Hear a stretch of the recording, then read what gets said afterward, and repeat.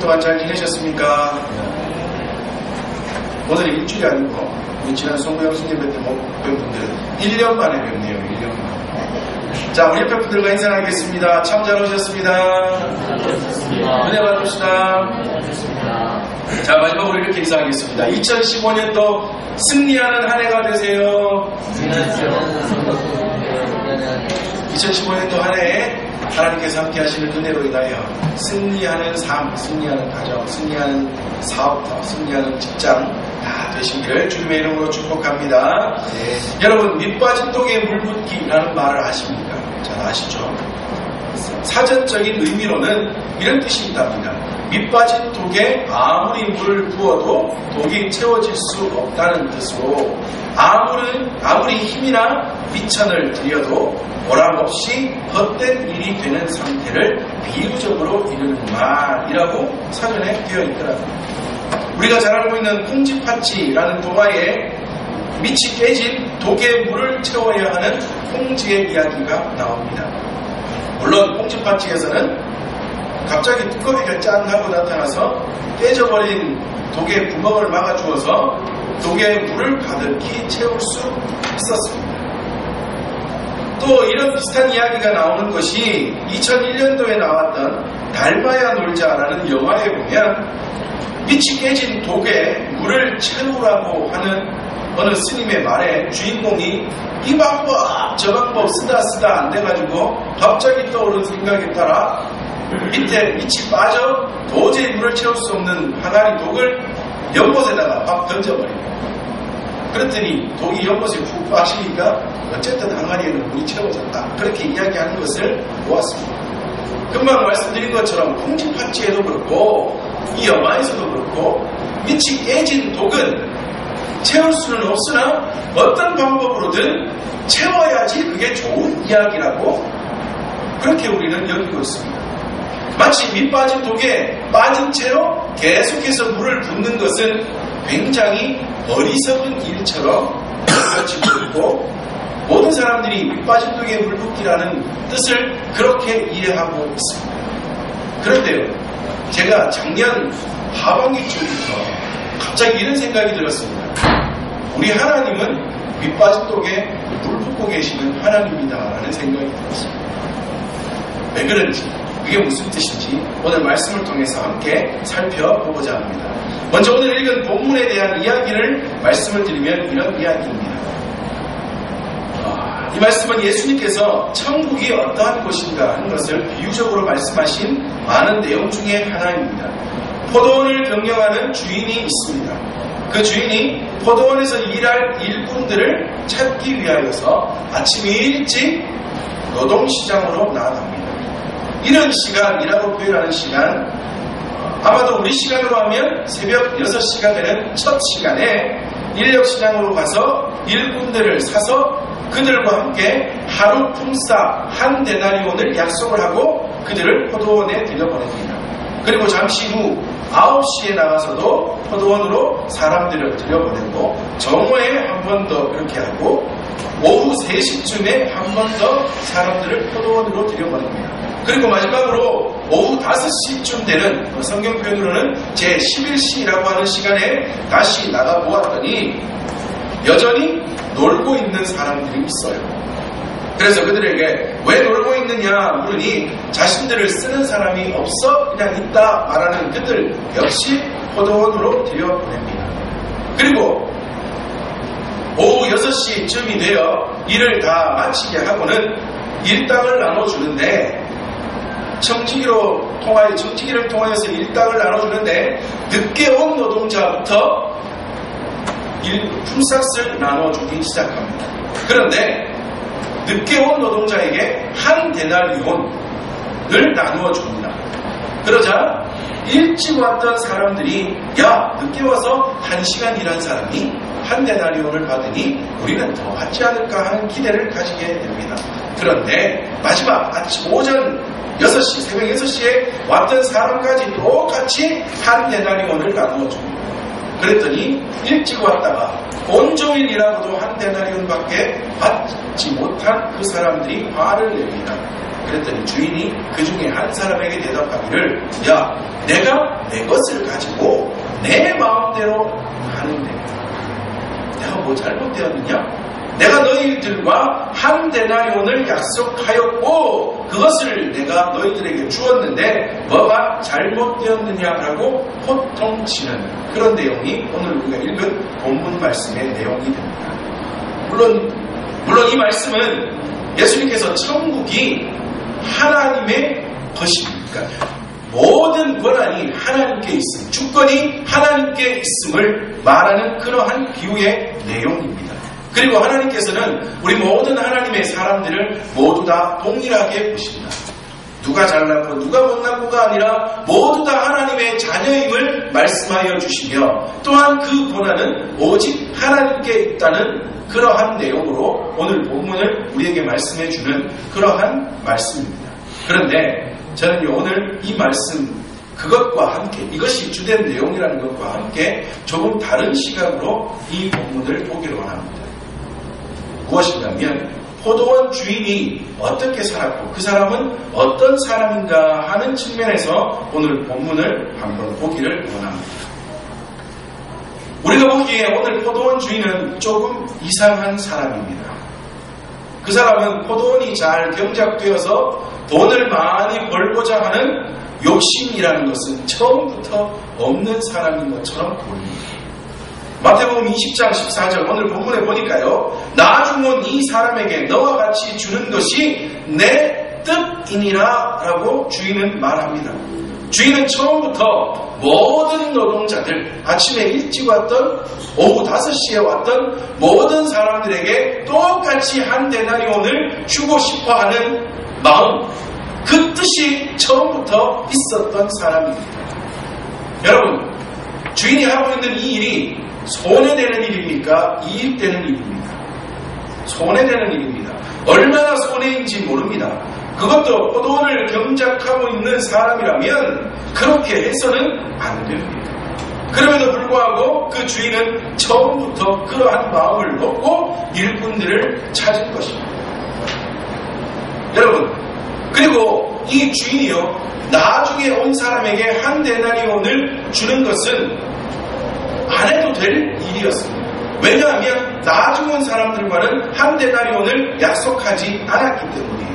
무슨 말씀인가 하면 오늘 본문을 보니까요. 이른 아침 제 0시 그러니까 새벽 6시쯤에 만난 일꾼들에게는 한 데나리온을 약속했습니다.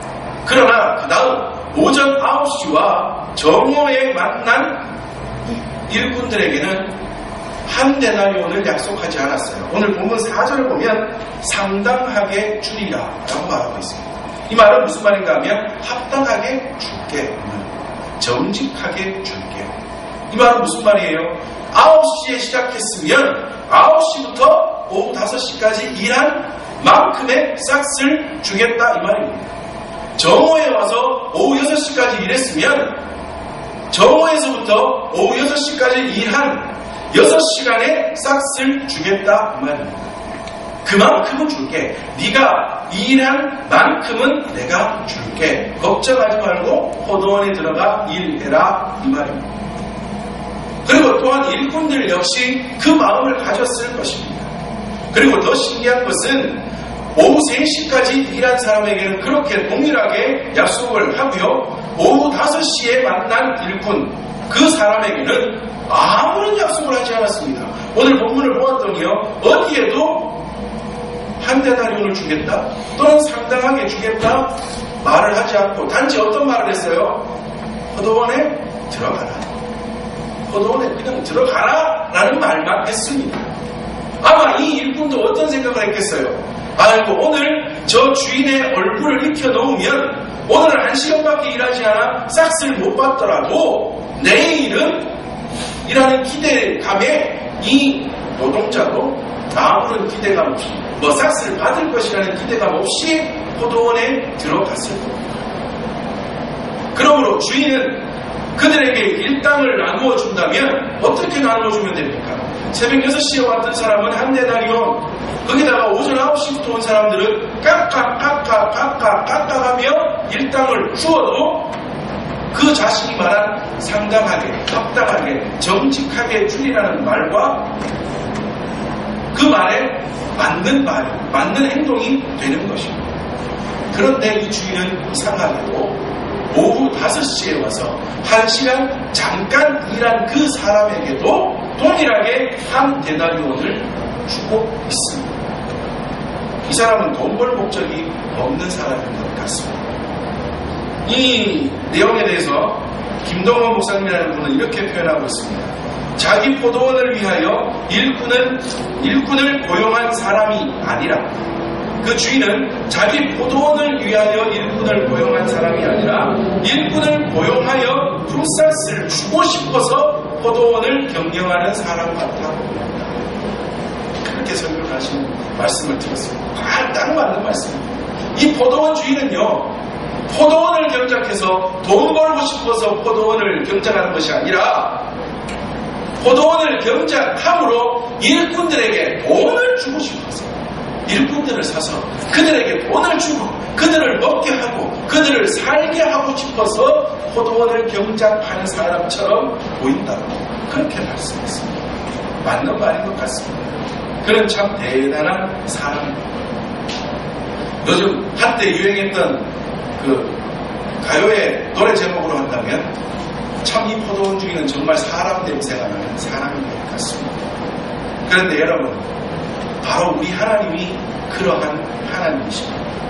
우리 하나님이 바로 정말 이 주인과 같은 분이시라고 본문에서는 우리에게 말씀해 주고 있습니다. 우리 하나님은 우리를 지으시고 우리에게 복 주시고 우리를 사랑하시기 위하여서 우리를 지으신 분입니다. 하나님은 우리를 사랑하시려고 우리를 지으셨다. 우리와 함께 사시기 위하여 우리를 지으셨습니다. 우리 하나님의 창조하시던 그 모든 사역 중에 6째 날 사람을 만드시고 그들과 함께 살 동물들을 만드시고 그리고 아담이 살아가는 그 모습을 바라보시면서 하나님이 어떻게 표현하셨다고요? 보시기에 심히 좋았다. 하나님이 사람을 만들어 놓으시고 그 사람을 바라보시면서 너무너무 좋았다. 스바냐 3장 17절 말씀으로 하면 뭐예요? 보니 좋아 죽겠다. 좋아 죽겠다라고 하나님께서 그렇게 표현하고 계십니다. 그런데 그렇게 하나님에게 있어서 너무나 좋은 상태였던 우리 사람들, 우리 인간들은 정말 하나님을 기쁘시게 하며 살아가고 있습니다. 우리가 단적으로 하나님이 택하신 이스라엘 백성들을 한번 살펴보면 그들은 하나님이 택하신 백성이며 하나님의 너무나 크신 사랑, 너무나 놀라운 은혜를 받으며 살아갔던 사람입니다. 그런데 그들이 어떻게 살았습니까? 조금만 편해지고 또는 조금만 부유해지면 금방 하나님을 잊어버리는 사람들이었습니다. 그리고 또한 자신들의 기쁨과 자신들의 즐거움을 찾아 떠나버리는 사람들이었습니다. 어려울 때는 하나님을 찾다가 조금만 나아지면 하나님을 버리는 그 악순환을 계속 반복하며 살았던 사람들이 이스라엘 백성들이었습니다. 그런데 신기하게도 우리 하나님은 그럼에도 불구하고 하나님은 그들을 사랑하시고 그들을 품으시며 결국에는 하나님의 은혜의 자리로 돌아오시기를 날마다 기대하며 기다리시는 분이 우리 하나님이십니다. 여러분, 다시 본문으로 돌아가서 오후 5시에 왔던 품꾼을 한번 생각해 봅시다. 여러분, 오후 5시에 왔던 그 품꾼이 한 데나리온을 받고 그 품삯을 받을 때는 얼마나 놀랐겠습니까? 진짜 깜짝 놀라지 않았겠습니까? 그런데 모르겠어요. 제가 이 사람을 좀 부정적으로 보려고 하는 그런 시각이 있어서 그런지 모르겠죠. 이 사람이 한 데나리온을 받은 다음 그 다음에 어떻게 살았을까요? 야, 저 주인이 나를 이렇게 생각해주고 한 데나리온을 주었으니 내가 이제 저 주인 시키는 일이라면 뭐든지 하겠다고 충성하며 살았겠습니까? 저는 안 그랬을 것 같아요. 저는 몰라요. 제가 자꾸 이런 생각을 하는지 몰라도 언제 그 주인 또 만나나? 아이고, 내 놀다가 저 주인 또 만나면 잠깐이라도 또 큰 돈 받을 수 있지 않을까? 그 생각을 하며 살았을 것 같아요. 왜 그런가 하면 우리가 그런 사람들 아닙니까? 우리가 바로 그러한 인생들 아닙니까? 하나님께서 은혜를 베풀어 주셔서 우리가 너무나 죄 가운데 허덕이고 너무나 어려운 가운데 낙심 가운데 허덕일 때마다 하나님은 야 그러지 마. 내가 너를 사랑하고 내가 너를 구원하고 내가 너와 함께 기쁨 가운데 살아가기 위해서 너를 지었는데 왜 그렇게 힘들어해 하시면서 은혜의 손길 사랑의 손길을 내미셔서 우리는 또 하나님의 그 손길을 붙들고 다시 한번 벌떡 일어나 힘차게 가다가 조금 잘 되면 또 다시 어디로 가요? 죄악의 길. 또 내 마음대로의 길, 내 뜻대로 길을 그렇게 걸어가는 우리들 아닙니다. 우리는 좋을 때에는 하나님을 잘 붙들다.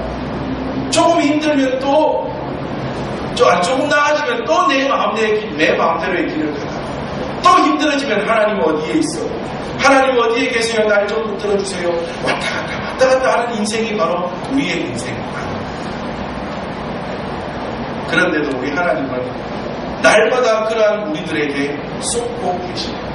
오늘도 쏘으시고 내일도 쏘으시고 작년에도 쏘으시고 올해도 또 쏘으실 터인데 그래도 우리 하나님은 우리들을 향하여 나는 그래도 너를 사랑해 너는 내 자녀야 하시면서 은혜와 사랑을 베풀어주고 계십니다.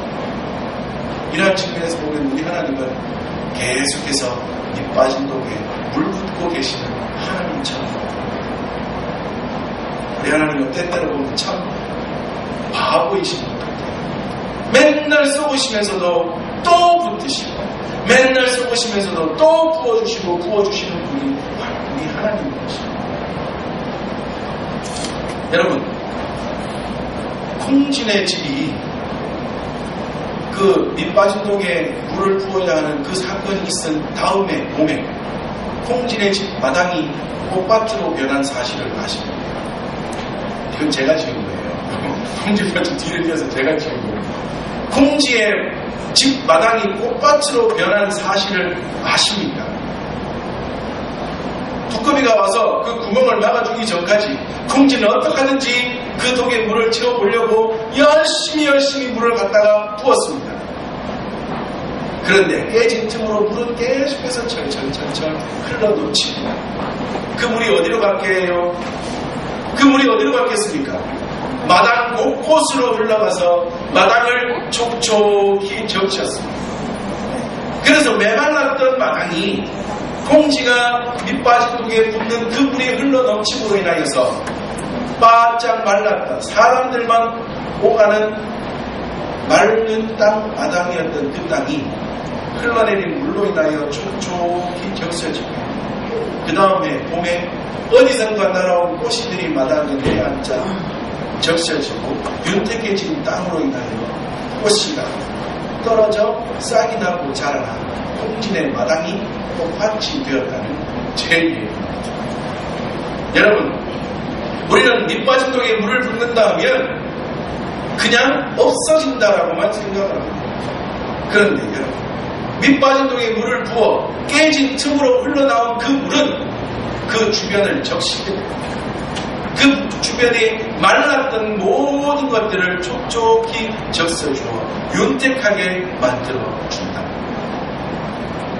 우리 하나님이 밑빠진 독과 같은 우리 인생들임에도 불구하고 왜 그렇게 우리들 가운데 계속해서 은혜를 베풀어 주시는지 아십니까? 우리가 깨진 그 부분을 통하여서 하나님의 은혜가 들어왔음에도 불구하고 흘러넘치다 보면 우리의 모난 땅 적셔져서 부들부들해지게 됩니다. 우리의 강팍한 심령 있는 그 우리의 마음의 밭도 그 물이 흘러들어가서 단단했던 그 마음들이 부들부들해지게 됩니다. 우리 하나님 앞에서 우리가 죄되었고 잘못되었던 모든 부분 가운데에 깨진 부분으로부터 흘러나오는 것이 흘러넘쳐져서 우리의 마음 전체, 심령 전체에 마치 윤택한 땅이 되고 맙니다. 그런데 우리는 그걸 잘 못 느껴요. 때로는 우리가 예배를 마치고 교회 문을 나서는 순간 우리는 들었던 말씀 다 잊혀진 줄 알았고요.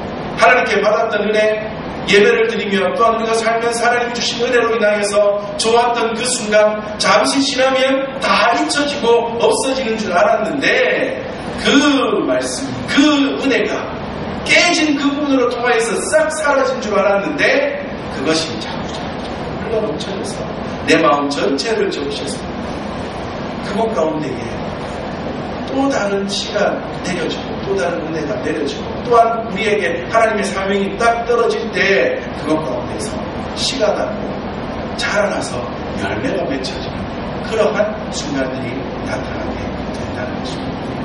우리 하나님은 그 모든 것을 바라보시고 밑빠진 독과 같은 우리 인생들 가운데 그렇게 물을 부어주시고 은혜를 부어주셨던 것입니다.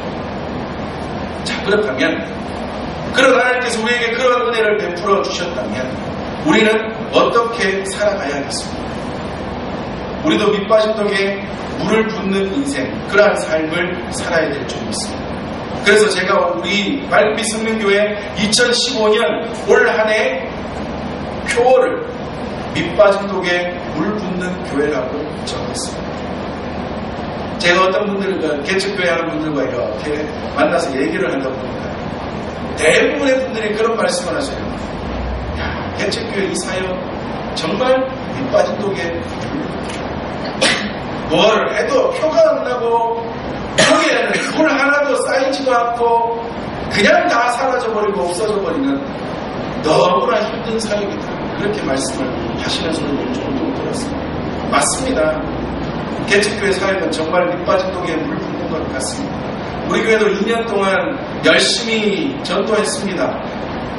커피를 나누고 복음을 전하고 또 우리 집사님들이 오셔서 붕어빵도 사서 전도하고 요구르트도 가지고 오셔서 전도하고 또 이 전도용품 저런 전도용품 많이 사서 또 그 전도용품을 통해서 전도를 하고 했지만 전도지를 받고 전도용품을 받고 교회 오시는 분들은 거의 없어요. 정말 밑빠진 독에 물 붓기 것처럼 보입니다. 하나님 주신 사역들을 감당하며 이렇게 저렇게 열심을 다해서 사역하는데도 별로 눈에 보이는 것도 없고요.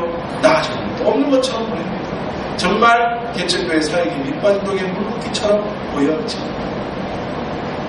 그럼에도 불구하고 우리는 계속해서 이 밑빠진 독에 물을 붓는 교회 그러한 사역을 감당해야 합니다. 왜냐하면 깨진 그 부분으로부터 흘러내려간 그 물이 곳곳을 적시고 모든 사람들을 적셔서 언제 그 가운데 다시금 복음의 씨가 내려져서 그 복음으로 인하여서 주님께로 돌아올지 아무도 모릅니다.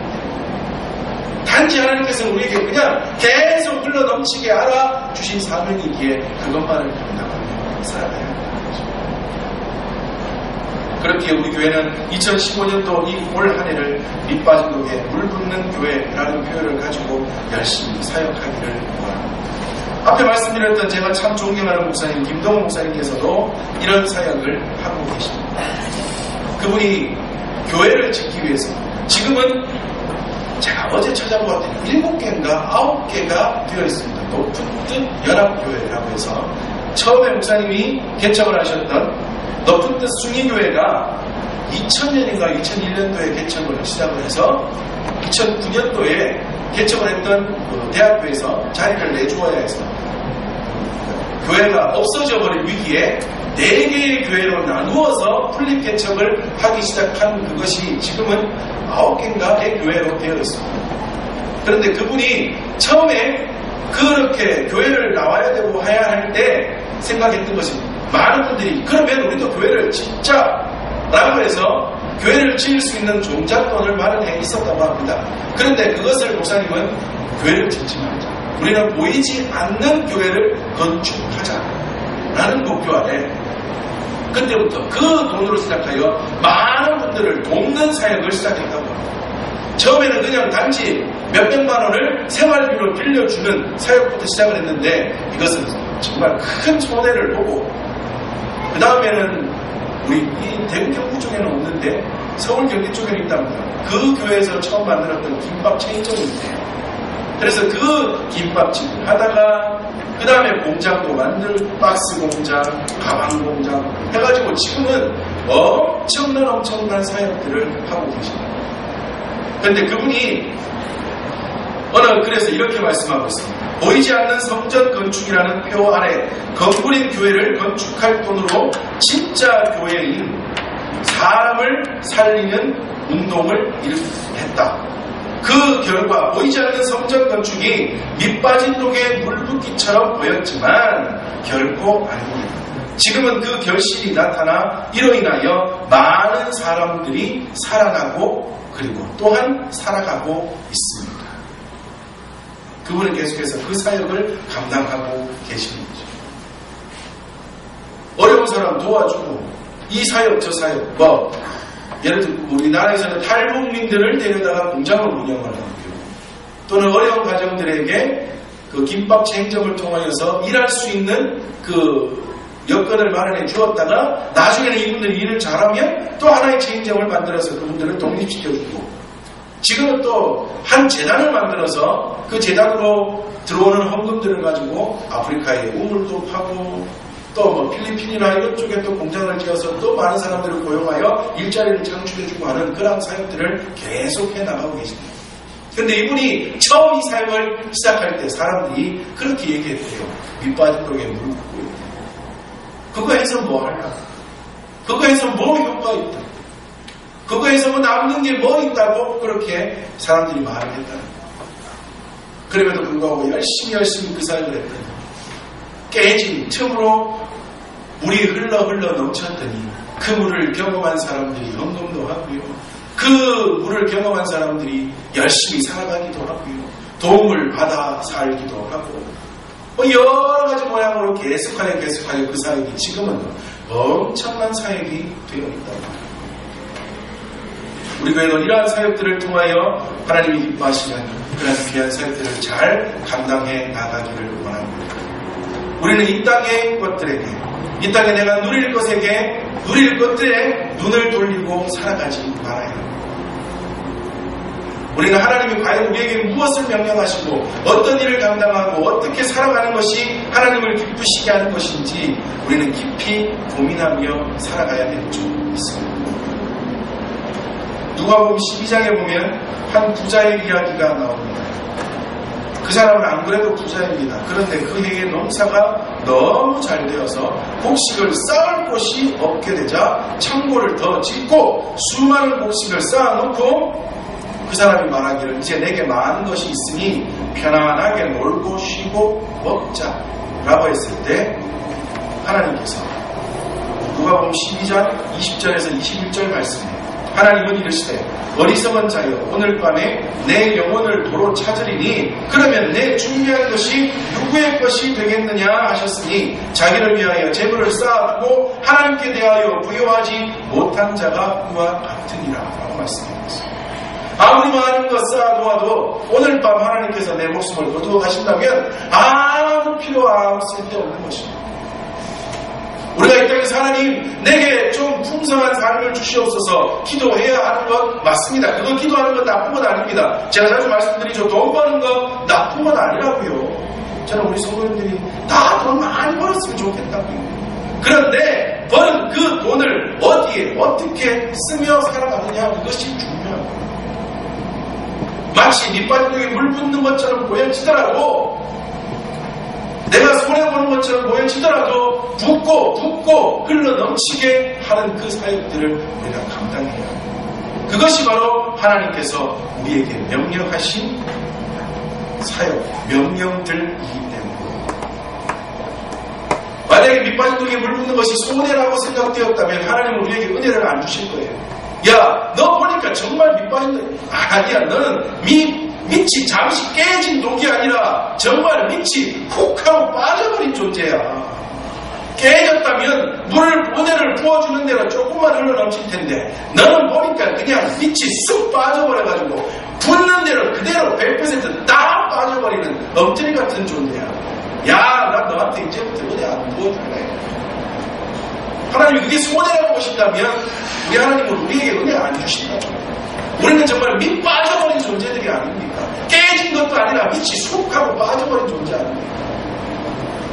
그럼에도 불구하고 우리 하나님은 야, 그래도 손이라도 내가 부어줄게. 너에게 흘러넘쳤던 쑥 빠져버린 그 은혜가 네 마음밭을 적시고 또한 너를 넘어서서 너의 이웃들에게 흘러넘치면 언젠가는 그곳에 복음이 떨어져 잘 열매가 맺히게 될 거 아닙니까? 내가 부어줄게. 그래도 너는 내 사랑하는 자녀야. 너는 나의 구원 백성이야. 쏟고 쏘으시면서도 은혜를 부어주시는 하나님 아니십니까? 그런데 우리가 이 땅에서 우리에게 주신 어떤 것들을 가지고 때로는 힘, 때로는 젊음, 때로는 돈, 때로는 여러 가지 어떤 도구들을 가지고 밑빠진 독에 물 붓는 것 같은 모양이라도 하나님을 섬기는 그 일, 그것을 아깝게 여기거나 손해되는 일이라고 본다. 하나님은 결코 우리를 기뻐하시지 않을 것입니다. 2014년도를 지나면서 참 제가 많이 부끄러웠습니다. 2014년도 한 해는요, 참 여러 가지 면에서 참 너무 힘들고 그러니까 하나님, 제 머리가 힘들었다는 거예요. 제 생각이 힘들었다. 자꾸만 눈이 이것저것 자꾸 가다 개척교회다 보니 어려운 제작에 눈이 돌아가고, 때로는 예배 때 사람들이 우리 결석을 많이 하시면 좀 죽어버린 자리들, 비어진 자리들을 보면 고민이 되고, 막 이런저런 생각들을 통하여 열심히 사역을 감당하지 못합니다. 그래서 올 한 해는 하나님 2014년도에 부끄러웠던 그 모습 다 용서하여 주시고, 이제 2015년도에는 정말 밑빠진 독에 물붓기 같은 이러한 일일지 그것이 온 땅을 적시고 그것이 그 땅 가운데에 그 땅을 윤택하게 하여 그 땅에 꽃을 자라게 할 그러한 사역임을 알고 하나님 감당하겠습니다. 잘하겠습니다. 올 한 해도 지켜주시고 인도해 주세요.